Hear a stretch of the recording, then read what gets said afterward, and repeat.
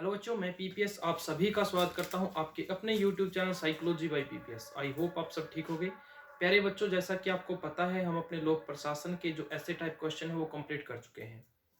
प्यारे बच्चों, जैसा कि आपको ज्ञात है, जल्द ही आपके एग्जाम होने वाले हैं और आपके जो पब्लिक एडमिनिस्ट्रेशन का एग्जाम है उसमें 40 नंबर के क्वेश्चन है वो 1 नंबर के क्वेश्चन आएंगे, जिसमें एमसीक्यू होंगे, वन लाइनर क्वेश्चन होंगे और कुछ ब्लैंक्स होंगे। प्यारे बच्चों, आपकी डिमांड पर मैं आपको वही क्वेश्चन करवाने जा रहा हूं।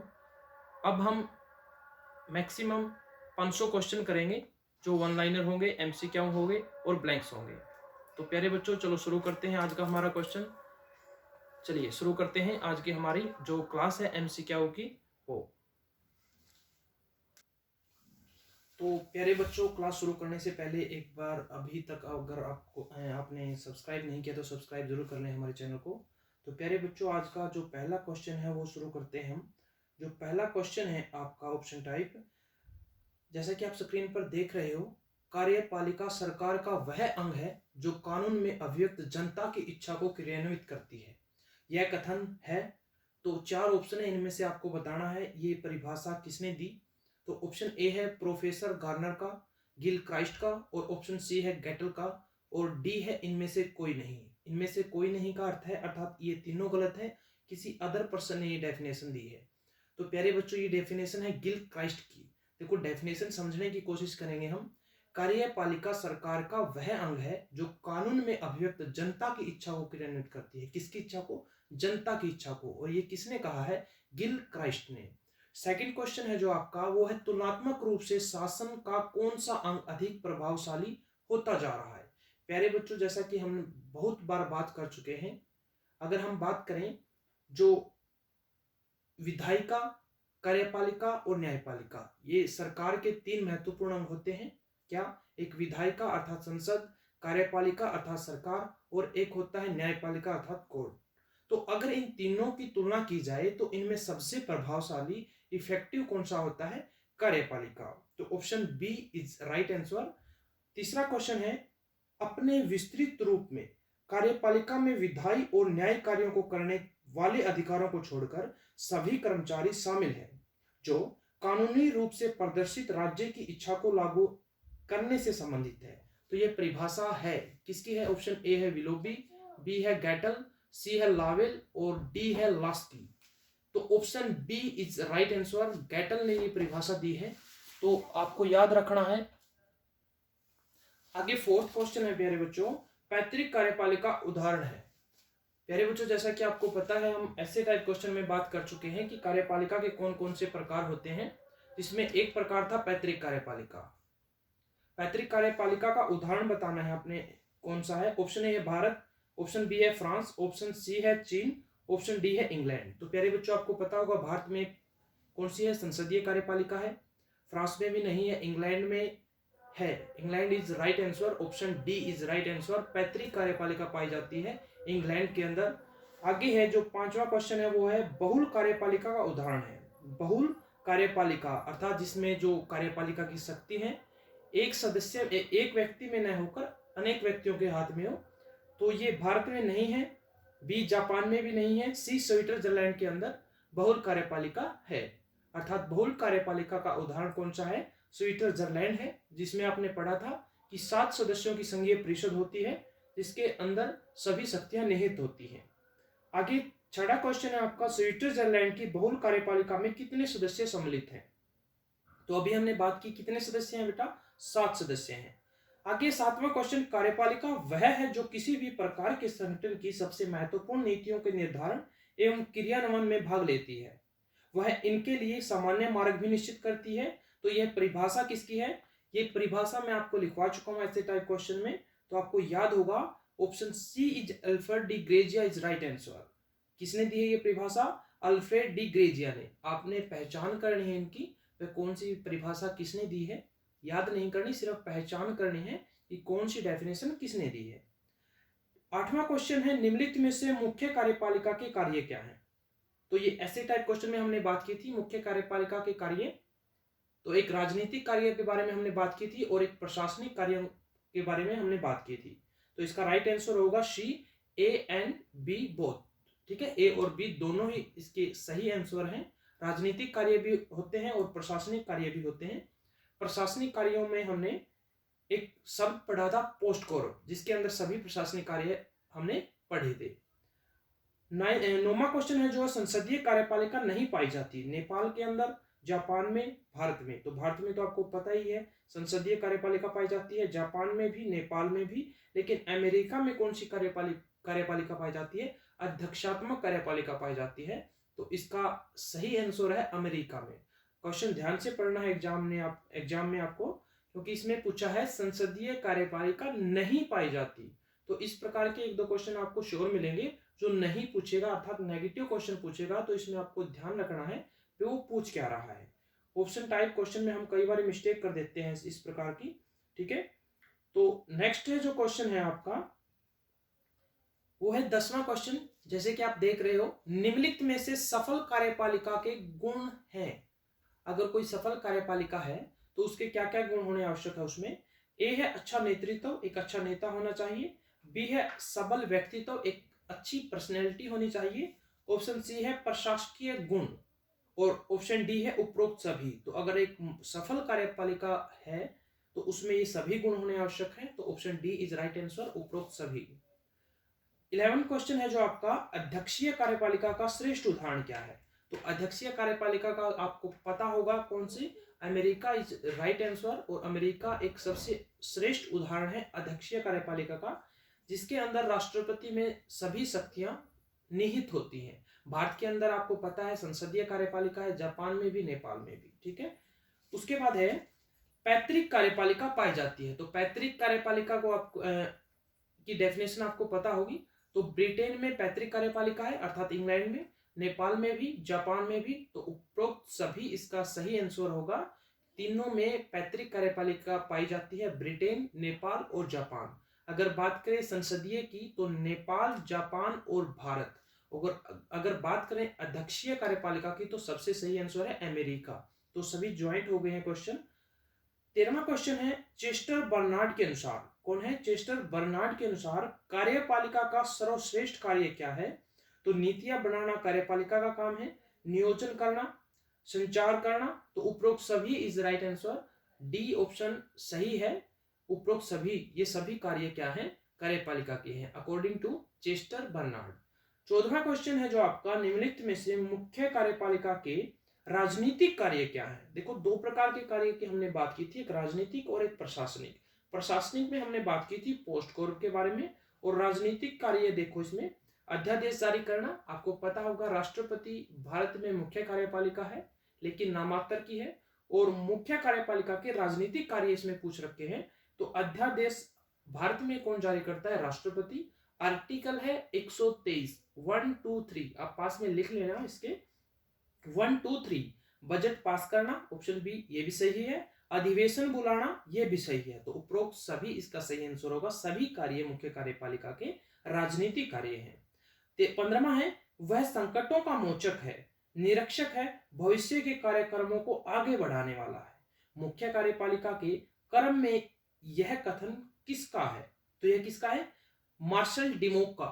मार्शल डिमोक बोलते हैं वह संकटों का मोचक है, निरीक्षक है, भविष्य के कार्यक्रमों को आगे बढ़ाने वाला है। कौन? मुख्य कार्यपालिका। तो ये मार्शल डिमोक ने कहा है। 16वां क्वेश्चन है जो आपका, निम्नलिखित में से भारत में अस्थायी कार्यपालिका नहीं है। तो प्रधानमंत्री, मुख्यमंत्री, मंत्रिमंडल या नौकरशाही। तो हमने बात की थी दो प्रकार की कार्यपालिका, एक स्थायी और एक अस्थायी। स्थायी में मैंने बात की थी वे जो गवर्नमेंट जॉब पर होते हैं, अर्थात जो सेवक होते हैं या नौकरशाही होते हैं, वो स्थायी होते हैं। और जो भी नेता होते हैं, जो पॉलिटिकल नेता होते हैं, वो सभी क्या होती है? अस्थायी कार्यपालिका होती हैं। तो प्रधानमंत्री अस्थायी है, मुख्यमंत्री भी अस्थायी है, मंत्रिमंडल भी अस्थायी कार्यपालिका है। लेकिन इसमें पूछा नहीं है, तो नहीं कौन सा है? नौकरशाही। या इसी क्वेश्चन को ऐसे पूछेगा, इनमें से कौन सा स्थायी कार्यपालिका है? तो कौन सा है स्थायी? नौकरशाही। 17वां क्वेश्चन है, निम्नलिखित तानाशाही कार्यपालिका के उदाहरण कहे जा सकते हैं। जो तानाशाही कार्यपालिका तो कहाँ है? हिटलर बिल्कुल तानाशाह था, आप जानते भी होंगे। मुसोलिनी जुल्फिकार अली भुट्टो, उपरोक्त सभी। तो ये तीनों ही क्या थे, तानाशाह थे, अर्थात इनकी तानाशाही कार्यपालिका थी। उसके बाद 18वां क्वेश्चन है, निम्नलिखित में से मुख्य कार्यपालिका के प्रशासकीय कार्य क्या हैं? मुख्य कार्यपालिका के प्रशासनिक कार्य, क्या शब्द था वो, पोस्ट कोर। देखो उसमें अगर उसकी फुल फॉर्म करोगे तो प्रशासकीय नीति का निर्माण करना प्रशासकीय कार्य है, वित्त का प्रबंध करना, संगठन के वितरण का निर्धारण करना। तो उपरोक्त सभी is right answer, option D आएगा इसका। आगे 19वां क्वेश्चन है, चार्ल्स बर्थ ने मुख्य कार्यकारी के निम्नलिखित में से किन गुणों को उल्लेख किया है? तो पहला है, कुशल मुख्य प्रशासक में आज्ञा और निर्देश देने की योग्यता होनी चाहिए, बिल्कुल सही है। ऑप्शन बी है, कुशल मुख्य प्रशासक का या कार्यकारी में अपने कर्तव्य एवं स्वरूप को समझने की योग्यता भी होनी चाहिए। और सी है, ए और बी दोनों। तो सही आंसर होगा सी। पहला जो ए था वो भी सही है, योग्यता होनी चाहिए उसमें आज्ञा और निर्देश देने की, और दूसरा है बी, वो भी सही है। तो option C is right answer. तो 19 क्वेश्चन हो गए आपके। आगे बात करते हैं हमारे 20वें क्वेश्चन की, जो है मुख्य कार्यकारी के प्रशासनिक गुण निम्नलिखित में से हैं। मुख्य कार्यकारी के प्रशासनिक गुण बताने हैं। पहला है, ए ऑप्शन है, मुख्य कार्यकारी को प्रशासन से संबंधित प्रत्येक विषय का पूर्ण ज्ञान हो और प्रशासन से संबंधित नए प्रयोगों से पूर्ण अवगत होना चाहिए, सही है। ऑप्शन बी है, मुख्य कार्यकारी में अन्य कर्मचारियों के साथ सहयोग बढ़ाने एवं कार्य के प्रति प्रेरणा उत्पन्न करने की योग्यता होनी चाहिए। ऑप्शन सी है, आत्मविश्वास और प्रशासनिक निर्णय लेने की योग्यता होनी चाहिए, और ऑप्शन डी है, उपरोक्त सभी। तो डी इज राइट आंसर। ये सभी गुण हैं जो मुख्य कार्यकारी के हैं, प्रशासनिक गुण हैं। 21वां क्वेश्चन है, मुख्य कार्यपालिका के व्यक्तित्व में निम्नलिखित में से कौन सा गुण आवश्यक है? तो दूरदर्शिता होनी चाहिए, कार्य कुशलता होनी चाहिए, परियोजन की दृढ़ता होनी चाहिए, और उपरोक्त सभी। तो ये सभी गुण हैं जो एक मुख्य कार्यपालक के पर्सनैलिटी में अर्थात व्यक्तित्व में होने आवश्यक है। 22वां क्वेश्चन है जो आपका, राजनीतिक और स्थायी कार्यपालिका में निम्नलिखित में से अंतर नहीं है। ध्यान रखना, नहीं पूछ रखा है। मंत्री नीतियां बनाते हैं, सही बात है। प्रशासकीय अधिकारी कार्यान्वित करते हैं, तो ये तो सही है, ठीक है। मंत्री उत्तरदायी होते हैं, प्रशासनिक अधिकारी किसी के प्रति उत्तरदायी नहीं होते। मंत्री किसके, संसद के प्रति उत्तरदायी होते हैं। ऑप्शन सी है, मंत्री और प्रशासनिक अधिकारी दोनों राजनीतिक होते हैं। ये मेरे को सही नहीं लग रहा। ऑप्शन डी पढ़ते हैं पहले।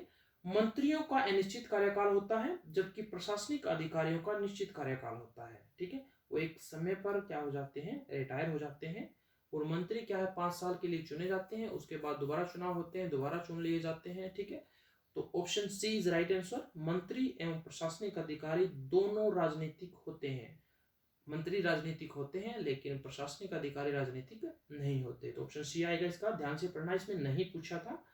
अब तक 3 क्वेश्चन ऐसे आ चुके हैं जो नेगेटिव हैं, अर्थात जो नहीं पूछे हैं। तो ऐसे क्वेश्चनों को हमेशा ध्यान में रखना। जैसे आप एग्जाम में बैठोगे तो वहां प्रेशर होगा और आप समझ नहीं पाओगे और इसको गलत कर दोगे। तो जब भी आप इस प्रकार का क्वेश्चन देखें तो आप नहीं को रिसर्कल कर देना, नहीं जहां भी दिखे तो उसको एक रिसर्कल कर देना ताकि आपका ध्यान रहे कि इसमें नहीं पूछा गया है। आगे 23वां क्वेश्चन, मुख्य कार्यपालिका का प्रशासनिक कार्य नहीं है। नहीं पूछ रखा बेटा इसमें भी। देखो, प्रशासकीय नीतियों का निर्माण करना, सही है, प्रशासकीय कार्य है। ऑप्शन बी है, वित्त का प्रबंध करना, अभी हमने बात की थी, ये भी प्रशासकीय कार्य है। ऑप्शन सी है, विधायिका द्वारा पास बिलों पर हस्ताक्षर करना, तो ये प्रशासकीय कार्य नहीं है। प्रशासकीय प्रचलनों का प्रशिक्षण और नियंत्रण और जांच पड़ताल करना, ये भी प्रशासकीय कार्य है। तो option C is right answer. 24वां है, निम्नलिखित में से मुख्य कार्यपालिका का प्रकार है। तो इनमें से प्रकार देखो, संसदीय एवं अध्यक्षात्मक मुख्य कार्यपालिका, ये भी हमने बात की थी। ऑप्शन बी, पैतृक और निर्वाचित, ये भी सही है। ऑप्शन सी, एकल और बहुल, ये भी सही है। तो उपरोक्त सभी इज राइट आंसर, ठीक है। तो संसदीय कार्यपालिका की हमने बात की थी, क्या होती है। अध्यक्षात्मक कार्यपालिका की हमने बात की थी। पैतृक के बारे में हम बात कर चुके हैं, और निर्वाचित के बारे में हम बात की थी, एकल बहुल के बारे में। तो सभी के बारे में हम पीछे क्लास में बात कर चुके हैं। आगे है 25वां क्वेश्चन है जो, निम्नलिखित किस देश में निर्वाचित कार्यपालिका पाई जाती है, अर्थात चुनी हुई कार्यपालिका पाई जाती है। तो भारत में कार्यपालिका है जो सरकार चुनी जाती है।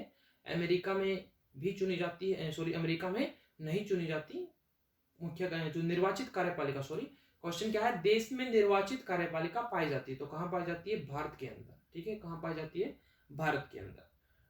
आगे 26वां क्वेश्चन, निम्नलिखित में से कौन सा देश नामांतर की कार्यपालिका का उदाहरण दे। देखो, भारत में नामांतर की कार्यपालिका है कौन, राष्ट्रपति, और वास्तविक कार्यपालिका कौन होता है, पीएम अर्थात प्रधानमंत्री।